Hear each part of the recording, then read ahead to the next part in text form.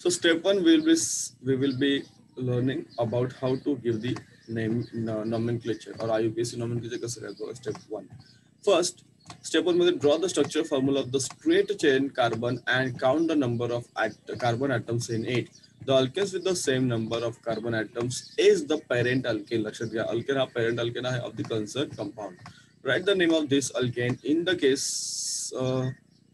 In case the carbon chain in the concerned carbon atom is contains a double bond, change the ending of the carbon name from N to in. बघा लक्षात घ्या,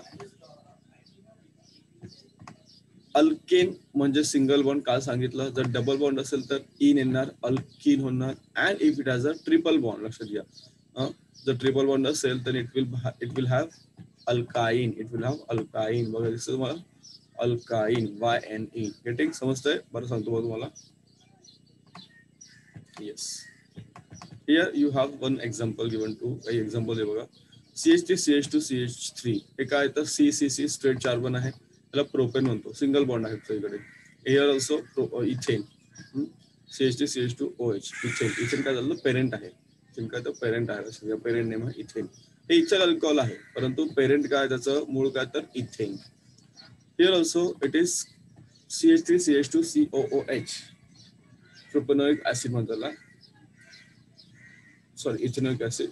then it is याला म्हणतात propane. Propane काय तर base आहे बघा, 1 2 3 तीन आहेत ना, सो इट इज प्रोपेन.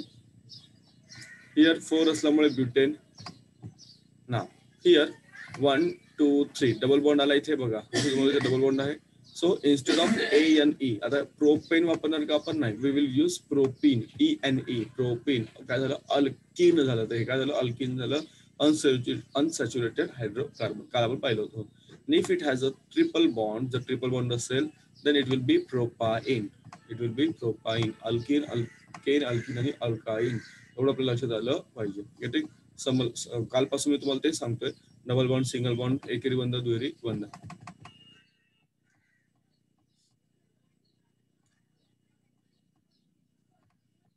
बघा, सो पहिली पायरी काय तर सरळ शृंखला सरळ संयोगाच्या रचनेसूत्र लिहून त्यातील कार्बन अणूंची संख्या तुम्हाला मोजायची आहे. मागे तुम्हाला सांगितलं, तुम्हाला 1 पासून 10 पर्यंत जे कार्बन आहे त्याचं तुम्हाला लक्षात असलं पाहिजे. पेरेंट कार्बन जसं मिथेन आहे 1 ला, 2 ला तुम्हाला इथेन आहे, 3 ला प्रोपेन आहे, 4 ला ब्युटेन आहे, 5 ला पेंटेन आहे, 6 ला हेक्सेन आहे, 7 ला हेप्टेन आहे, 8 ला ऑक्टेन आहे, 9 ला नोनेन आहे, 10 ला डेक्केन. हे तुम्हाला 10 पर्यंत लक्षात आलं पाहिजे. इथे बघा 3 आहे त्यामुळे प्रोपेन, इथे 2 कार्बन आहेत त्यामुळे इथेन, इथे 3 असला प्रोपेन, इथे 4 असल्यावर ब्युटेन. आता इथपर्यंत काय झालं, तुम्हाला सिंगल बॉन्ड होता, सगळीकडे सिंगल बॉन्ड होता, एकेरी बंध होता. पण इथे डबल बॉन्ड या ठिकाणी आला बघा, दुहेरी बंध या ठिकाणी आलेला आहे. पण ज्यावेळेस दुहेरी बंध येतो बघा, अल्केनचे नाव इंग्रजी तुम्हाला लिहायचे आहे. आता जर दुहेरी बंध असेल या शृंखलेमध्ये तर तुम्हाला शेवटी ANE लिहायचं का नाही, तुम्हाला काय लिहायचं आहे, ENE. काय लिहायचं, ENE, अल्कीन. आणि जर तिहेरी बंध आला, तिहेरी बंध तुम्हाला काय लिहायचं आहे, ANE ऐवजी YNE, अल्काइन. काय लिहायचं तुम्हाला, YNE, अल्काइन.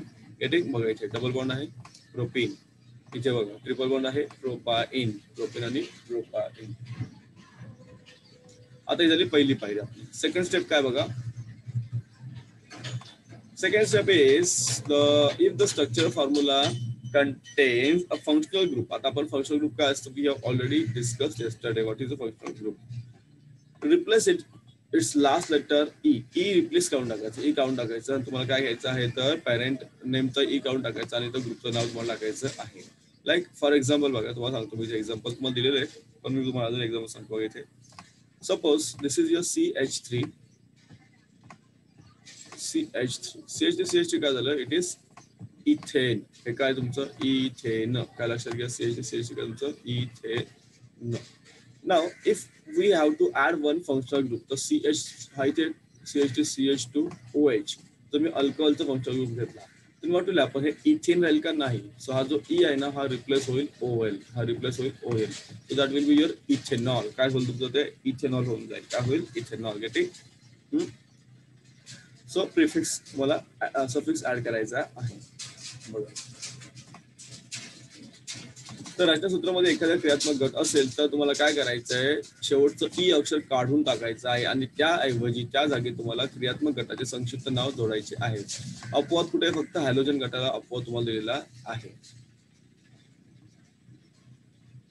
पुढे बघा, तिसरी पायरी काय ठिकाणी, third step. What is your third step?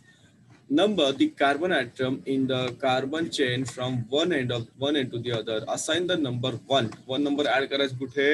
तर ज्या ठिकाणी फंक्शनल ग्रुप आहे ना तिथल्या कार्बनला तुम्हाला 1 नंबर द्यायचा, तिथून तुम्हाला वाढत जोडत द्यायचा असेंडिंग मध्ये. Number in the functional group CHO किंवा COH if present. Otherwise the chain can be numbered in 2 direction. जर फंक्शनल ग्रुप असेल तर तुम्हाला एका बाजूने नाव द्यायचं असेल, CHO आणि COH असेल तर इथून सुरुवात करायची. If it is not there, जर हे दोन ग्रुप नाहीये समजा, तर तुम्ही कुठूनही त्यांना नाव दिले तरी चालतं, कुठूनही त्याला क्रम दिला तरी चालतो. Accept that numbering which gives smaller number to the carbon carrying the functional group. In the final name or digit, the character letter should be separated by a horizontal line. Usually numbering is not required if the carbon chain is contains only 2 carbon atoms. जर दोन असेल तर तुम्हाला numbering द्यायची गरज पडत नाही. Example तुम्हाला बघूया आपण पुढे. बघा काय आहे, ज्या वेळेस कार्बनच्या शृंखलेमध्ये, शृंखलेचा अर्थ परत समजून घ्या, शृंखला म्हणजे चेन, लक्षात घ्या. कार्बन तुम्हाला एका टोकाकडून दुसऱ्या टोकापर्यंत तुम्हाला अंक द्यायचे आहेत, 1 2 3 4 5 6 जे असेल. त्यानंतर CHO किंवा COOH या क्रियात्मक गटातील कार्बनला तुम्हाला 1 हा अंक द्यायचा आहे. हे क्रियात्मक गट नसतील तेव्हा शृंखलेचे अंकन 2 दिशांनी होऊ शकते. हे तुम्ही डावीकडून सुरुवात करा किंवा तुम्ही उजवीकडून सुरुवात करा. ज्या अंकनामुळे क्रियात्मक गट धारण करणाऱ्या कार्बनला तुम्हाला लहान अंक मिळेल, हे अंक ग्राह्य करायचे आहे. क्रियात्मक गटाच्या संक्षिप्त नावापूर्वी तुम्हाला अंक लिहायचा आहे. अंतिम नावामध्ये अंक व अक्षर यामध्ये लहान आडवी रेष जायची आहे. आता हे तुम्हाला कळणार नाही जोपर्यंत तुम्ही उदाहरण पाहणार नाही. एक्झाम्पल बघा, मग तुम्हाला पटकन कळेल. स्टेप 2 आहे का, लक्षात घ्या. स्टेप 2 आणि स्टेप 3 पुढे आहे. मग तुम्हाला सांगितल्याप्रमाणे बघा, स्टेप बघा, हे मी तुम्हाला ऑलरेडी सांगितलं. OL that is the all नावाचा आपण अल्कोहोलिक ग्रुप आपण या ठिकाणी ऍड केला. पुढच्यामध्ये इथेनला ऍड केला. तुमचा जो स्ट्रक्चर फॉर्म्युला झाला CH2CH2OH, पेरेंट इथेनच राहणार आणि पेरेंट सफिक्स या ठिकाणी ऍड केलं इथेनॉल झालं. हे येणार नाही, एक तर सफिक्स येतं किंवा प्रिफिक्स येतं, लक्षात घ्या. एक तर आधी किंवा नंतर, प्रिफिक्स और प्रिफिक्स, समजलं. तर हे झालं तुमचं इथेनॉल. काय झालं तुमचं? इथेनॉल. आता इथे हॅलोजन असल्यामुळे हॅलोजनला सफिक्स नसतं, ते प्रिफिक्स असतं. जसं क्लोरो इथेन, ब्रोमो इथेन. इथे तुम्हाला झालं प्रोपेनॉल. हे काय तुमचं? प्रोपेनॉल ऍक्च्युली CHO आहे, अल्डिहाइड ऍड केलं या ठिकाणी. CHO अल्डिहाइड ऍड केलंय त्यामुळे प्रोपेनॉल झालं. बघा ते प्रोपेनॉल. जिथं ई होतं ना, ईचं रिप्लेसमेंट झालं AL नाही, इथे ईचं रिप्लेसमेंट झालं OL नाही. इथं आहे तुमचं कार्बोक्सिलिक ऍसिड, इथेनॉइक ऍसिड. काय तुमचं? Ethanoic acid. तर इथेनचं OIC आणि पुढे ऍसिड आपण ऍड केलं, हे झालं पॅरेंट नेम. CH3NH2 म्हणजे तुमचं झालं मिथेन. मिथेन हा तुमचा पेरेंट आहे, तर मिथेन अमाइन झालं, मिथेन अमाइन. मिथेनचं काय झालं? अमाइन ऍड केलं आपल्या ठिकाणी. हे तुमचं फंक्शनल ग्रुप आहे अमाइन. हे असं नाही करणार, जेव्हा तुम्ही थोडं प्रॅक्टिस कराल, एखाद दोन तुम्ही लिहून काढा, 1 2 3 त्यामुळे तुम्हाला CH3CO CH3 CO हा तुमचा आला ग्रुप या ठिकाणी. ओन म्हणजे काय? तर ऍसिटोनिक ग्रुप आहे. हा कोणता? तर ऍसिटोनिक ग्रुप आहे, किटोनिक ग्रुप म्हणतात त्याला. प्रोपेन ऍड झालं या ठिकाणी, प्रोपेन. पेरेंट नेम आहे, त्याला म्हणतात प्रोपेनॉन. काय म्हणतात? प्रोपेनॉन. बघा ना, प्रोपेन म्हणजे काय? प्रोपेन ई होता, तो ई रिप्लेस केला आपण ONE ने. काय रिप्लेस केला? ONE ने. इथे रिप्लेस केला अमाइन ने. इथं ओइक ऍसिड, इथे इथे ब्रोमो इथे ई रिप्लेस नाही केला, तर त्याचा फक्त प्रिफिक्स लागला, क्रोमो आणि ब्रोमो. इथे बघा ओइल रिप्लेस झाला, इथे गेटिंग, समजतंय? परत सांगतो बघा, खूप सोपी पद्धत आहे. फक्त थोडं जर लक्ष दिलं ना तर तुम्हाला पटकन कळून जाईल. आणि ज्या मुलांना याच्यामध्ये इंटरेस्ट आहे केमिस्ट्री वगैरे विषयामध्ये, त्यांच्यासाठी खरंच खूप महत्वाचं आहे या गोष्टी. बघा, रचनात्मक सूत्र या ठिकाणी तुम्हाला दिलेलं आहे. इथे एक तुम्हाला ऍड केलंय का एक्स्ट्रा, इथे ऑलरेडी बघा सेम आहे तुमचं. OH टाकला तुम्हाला इथेनचं इथेनॉल तयार झालं. क्लोरीन असेल, हॅलोजन्स असतात, क्लोरीन आणि ब्रोमिन हॅलोजन्स आहेत, त्यांचं प्रिफिक्स होत नाही, उपसर्ग लागत नाही, प्रत्यय लागतो. जसं क्लोरो इथेन आणि ब्रोमो इथेन, क्लोरो इथेन किंवा ब्रोमो इथेन. इथे बघा CHO ऍड केला, ओल ऍड झालं, प्रोपेनॉल, इथेनॉइक ऍसिड, मिथेनोमाइन किंवा प्रोपेनॉल. ही झाली स्टेप 2 बरं का. स्टेप 2 चं तुम्हाला उदाहरण दिलेलं आहे. स्टेप 3 चं पण उदाहरण तुम्हाला पुढे दिलेलं आहे बघा. हे स्टेप 3 चं उदाहरण.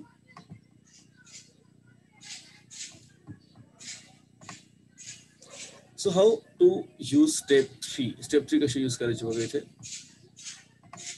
Yes. If you see here, guys, structure formula is CH3, CH3, and OH is the functional group. Now, if you consider this, C1, C2, C3, इथे बघा C1 इथे दिला, इथे C2 दिला, इथे C3 दिला. तर तुम्ही असं जरी गेला तरी तुम्हाला नाव तेच पडणार, तुमचा C2 लाच येणार. इथे बघा, इथे C1, C2, C3 दिलं, इथे C3, C2, C1. म्हणजे तुम्हाला एका ठिकाणी we have started from the left hand side आणि here we have started from the right hand side. जसं तुम्हाला डावी बाजू उजवी बाजू. तर इथे दोन्ही जर केलं आपण, ऍक्सेप्टेबल नंबरिंग काय ना, तर both the numbering is equal. कसंही जा तुम्हाला बघा, OH हा तुमच्या सेकंडलाच येतो बघा, जसं तुम्हाला OH हा दुसऱ्या कार्बनलाच येतो, त्यामुळे ऍक्सेप्टेबल आहे तुमची ते. IUPAC name of the compound काय झालं इथे, आता IUPAC नेम काय झालं बघा, इथे प्रोपेन होतं तर प्रोपेनचं ई काढला. दुसऱ्या क्रमांकाला, लक्षात घ्या, दुसऱ्या क्रमांकाला अल्कोहॉल ऍड केलाय. दुसऱ्या क्रमांकाला 2 नंबरच्या कार्बनला आपण अल्कोहॉल ऍड केला म्हणून OL आलं. काय झालं, OL आलं. दुसऱ्या क्रमांकाला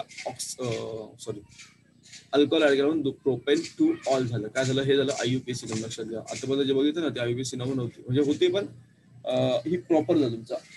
काय होतं तुमचं प्रॉपर नाव झालं तुमचा propane 2 all, propane 2 all. Getting. अजून काय बघायचं तुम्हाला, CH3, CH2, CH2, CH3 आणि तुम्हाला क्लोरीन या ठिकाणी ऍड केला. Now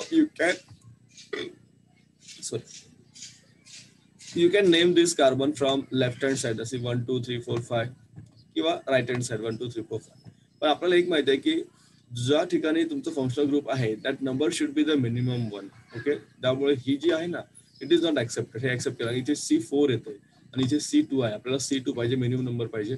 Therefore this is not accepted. This numbering is not accepted. This numbering is accepted. मग तुम्हाला काय मिळालं, C3. बरोबर की नाही, एक सेकंड. C1 C2 बघा, C1 C2. ऍक्च्युली हा तुमचा क्लोरीन चुकून इथे आलाय, इथे नाही पाहिजे, इथे हा इथे पाहिजे. लक्षात घ्या, क्लोरीन तुमचा इथे पाहिजे, तिकडे आला तो. थोडं जरा प्रिंटिंग मिस्टेक आहे तुमच्या पुस्तकामध्ये. So your chlorine is here guys. Therefore 2-chloropentan म्हणतात. 2-chloropentan 1 2 3 4 5 आहेत आणि क्लोरीन किंवा ब्रोमिन हे काय हॅलोजन आहेत. Therefore they are not taken as a suffix, they are taken as a prefix. Therefore 2-chloropentan काय झालंय, 2-chloropentan. गेटिंग. पुढे बघा, अजून एक उदाहरण पाहूया आणि मग आपण मराठीकडे बघूया. इथे बघा 1 2 3 4 5 हे पण पेंटेनच आहे. 1 2 3 4 5 1 2 3 4 5. Now if you see here, this is accepted. This is accepted C2. बरोबर, पण इथे C2 आहे, इथे C4 वर आलाय. C4 वर तुमचा कीटोनिक ग्रुप आलाय. Therefore this is accepted series and it is pentane 2. Pentane second कार्बनला काय तर O नाही, म्हणजे कीटोनचा ग्रुप आहे ONA. Pentane 2 one. काय आलं, पेंटेन 2 ऑन. बरं सांगतो बघा, तुम्हाला आणखी आयडिया येईल मग. गुड. प्रश्नसूत्र दिलेला आहे तुम्हाला CH3 CH CH3OH. इथे जर आपण इथे जर नंबरिंग दिली तर तुम्ही सारखीच नंबरिंग आहे. इकडून गेला तरी तुम्ही 2 नंबरलाच OH ग्रुप येतो, इकडे गेला तरी 2 नंबरला OH ग्रुप येतो. म्हणजे दोन्ही अंकाने समान आहेत, एक समान आहेत. त्याचं नाव आलं प्रोपेन 2 ऑल. काय आलं, प्रोपेन 2 ऑल. इथे पण बघा 1 2 3 4 5 असं घ्या नाव किंवा अशी द्या 1 2 3 4 5. आता एक लक्षात घ्यावं लागेल तुम्हाला की 1 2 3 4 5 हे नेमिंग आपल्याला या ठिकाणी घ्यायचं, कारण सी जो तुमचा क्लोरीन आहे तो नंबर कमीत कमी आला पाहिजे. माझं नाव आहे 2-chloropentan. 2-chloropentan. सिमिलरली अजून एक्झाम्पल पाहिलं जसं होतं ते पेंटेन 2 ऑन. इथे कीटोनिक ग्रुप घेतलेला आहे. ही झाली तुमची straight चेनची. So more steps are required for writing IUPAC name of compounds having more complex structural units such as branch chain, carbon chain, heterocycles, etc.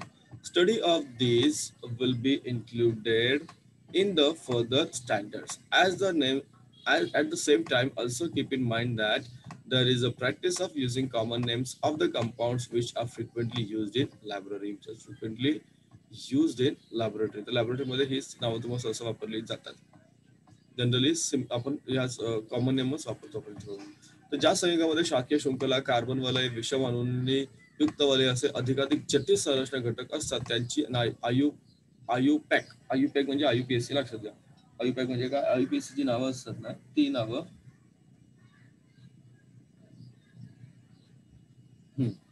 ती नावं लिहिण्यासाठी आणखी काही पायऱ्या आवश्यक आहेत. याच्याविषयी अभ्यास पुढील इयत्तामध्ये समाविष्ट असेल. जेव्हा तुम्ही 11वी-12वी सायन्स वगैरे घ्याल किंवा अजून तुम्ही काही वेगळा असं तुम्ही अभ्यास करायला घ्याल तेव्हा तुम्हाला ते कळेल. तर हे तुम्हाला लक्षात असू द्या की प्रयोगशाळेमध्ये नेहमी जे वापरत सामान्य संयुग आहेत त्यांची नावे अधिक प्रचलित असतात. सामान्य नावे अधिक प्रचलित आपल्याला पाहायला मिळतात.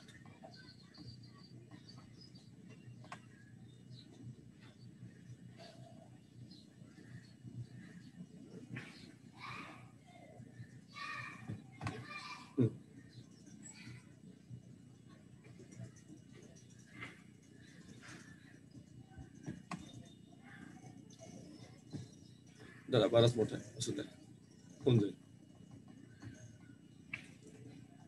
तर बाकी काही विषय राहिले नाही आपले, फक्त हा एकच विषय राहिले, सायन्स आणि मॅथ्स राहिले. त्यामुळे काही आपल्याला खूप वेळ लागणार नाही ते कव्हर अप करायला. तुम्हाला दिलेलं आहे, तुम्हाला आयुपीएससी नाव याची लिहायची आहे. चला आपण प्रयत्न करूया आयुपीएससी नाव लिहिण्याचा. So chemical properties of carbon compounds पाहूया आपण. First property is combustion. First property काय तर कंबशन आहे. So which is the component of biogas that makes it useful for as fuel. Which product is formed by combustion of elemental carbon? Is the biogas combustion reaction endothermic or exothermic? These are some questions. So first property we are going to learn about combustion. So combustion is what, guys? You know very well. त्याला ज्वलन म्हणतो आपण. Let us first look at the combustion as a chemical property of carbon compounds. As we have seen previous standard that the carbon in the form of various allotropes of on ignition is present in the in presence of oxygen undergoes combustion to emit heat and light and forms carbon dioxide. Carbon आणि oxygen यांचं काय होतं CO2 तयार होतो. काय तयार होतो CO2 carbon dioxide.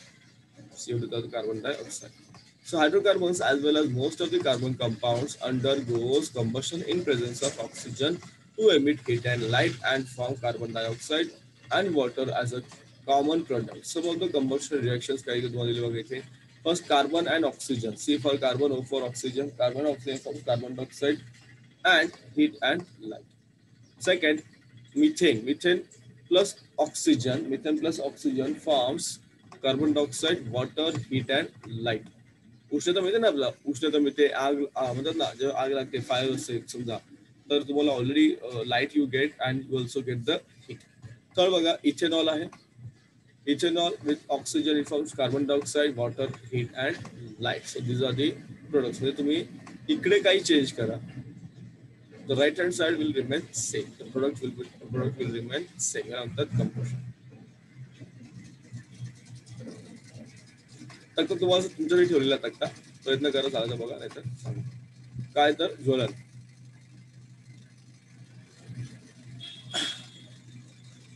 Carbon संयुगाचे रासायनिक गुणधर्म पाहताना ज्वलन हा गुणधर्म तुम्हाला पाहायचा आहे. ज्वलन म्हणतो त्याला. मागील तुम्ही पाहिले की विविध अपरूप स्वरूपातील कार्बन ऑक्सिजनच्या स्वरूपाशी पेटवला त्याचं काय होतं, ज्वलन होते, उष्णता आणि प्रकाश बाहेर फेकले जातात आणि कार्बन डायऑक्साईड वायूचा सदोष तयार होत असतो. हायड्रोकार्बन तसं कार्बनच्या बहुतेक सर्व संयुगांचे ऑक्सिजनच्या उपस्थितीमध्ये ज्वलन होते तेव्हा उष्णता आणि प्रकाश बाहेर काढले फेकले जातात. कार्बन डायऑक्साईड आणि पाणी ही उत्पादिते तयार होतात. ही उत्पादिते कशी आहेत तर सामायिक उत्पादिते आहेत. कशी उत्पादिते आहेत, ही सामायिक उत्पादिते आहेत. म्हणून उदाहरण दिलं बघा, जसं कार्बन आणि ऑक्सिजन जाळलं आपण, कार्बन आणि ऑक्सिजन आपण जाळला तर काय तयार होतं या ठिकाणी, कार्बन डायऑक्साईड, उष्णता आणि प्रकाश. कार्बन डायऑक्साईड, उष्णता आणि प्रकाश. जो मिथेन जाळलं आपण ऑक्सिजनच्या सानिध्यामध्ये, तुम्हाला काय मिळतं, कार्बन डायऑक्साईड, पाणी, उष्णता आणि प्रकाश. तर उष्णता आणि प्रकाश कॉमनच आहे तुमचं, फक्त इथे पाणी तयार होत नाही, वॉटर. इथेनॉल जाळला ऑक्सिजनच्या सानिध्यामध्ये, तुम्हाला कार्बन डायऑक्साईड, पाणी आणि उष्णता प्रकाश या ठिकाणी पाहायला मिळतं. नेक्स्ट प्रॉपर्टी काय बघूया, ज्वलन झालं का. Propane C3H8 is one of the combustible component of LPG. आपल्या LPG मध्ये प्रोपेन असतं आणि एक घटक आहे. प्रोपेन पण असं, बाकीचे घटक सुद्धा असं. एक एक्झाम तुम्हाला काय दिलं, एक प्रयोग वगैरे दिला तुम्हाला, तो प्रयोग न घेता आपण माझ्या गोष्टीकडे वळूया. डायरेक्ट सेकंड प्रॉपर्टी घेऊया. ऑक्सिडेशन. सेकंड प्रॉपर्टी काय तुमची? Oxidation. You have seen that carbon compounds start burning by combining easily with oxygen in air when ignited in air. In this process, what happens? Combustion of in this process of combustion, guys, what happens? All the chemical bonds in the molecules of carbon compounds break, and carbon dioxide and water are formed as the products. In other words, the carbon compounds is completely oxidized. Carbon compound is completely oxidized during combustion. लक्षात घ्या, carbon compound is completely oxidized होतो combustion मध्ये. Chemical compounds can also be used as a source of oxygen. Substances that can give oxygen to other substances are called as oxidants or oxidizing agents. Potassium permanganate or potassium dichromate are commonly used as oxidizing agent. An oxidizing agent affects on certain functional group in the presence of carbon compounds.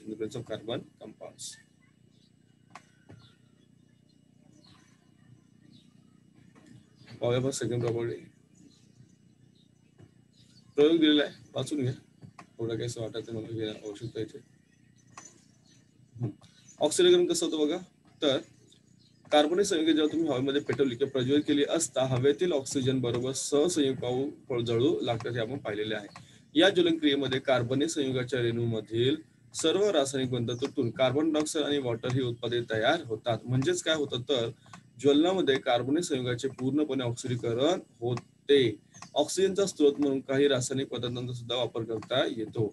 जे पदार्थ दुसऱ्या पदार्थांना oxygen देऊ शकतात त्यांना काय म्हणतात? ऑक्सिडीकारक किंवा ऑक्सिडक असे म्हणतात.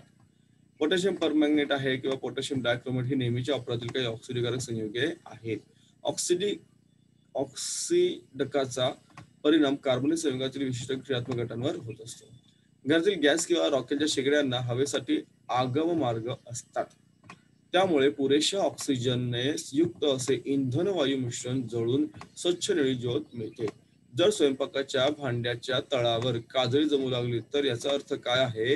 हवेचे आगम मार्ग बुजले आहेत आणि त्यामुळे इंधन वाया जात आहे. अशा वेळी तुम्हाला काय करायचं आहे की जी शेगडी असते ना, त्या शेगडीचे मध्ये हवेसाठी असलेले जे आगम मार्ग आहेत ते तुम्हाला साफ करून घ्यावे लागतात. म्हणजे तुमची शेगडी असते, तुम्हाला माहिती आहे शेगडीला असे होल वगैरे असं छिद्र, ते स्वच्छ करून घ्यावे लागतात. नेक्स्ट पार्ट पाहूया आपण. Next property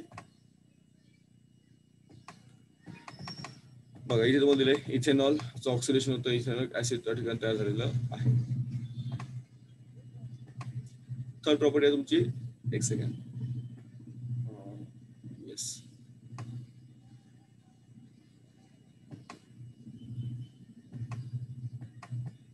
addition reaction. कोणती प्रॉपर्टी पाहतो आपण? Addition reaction.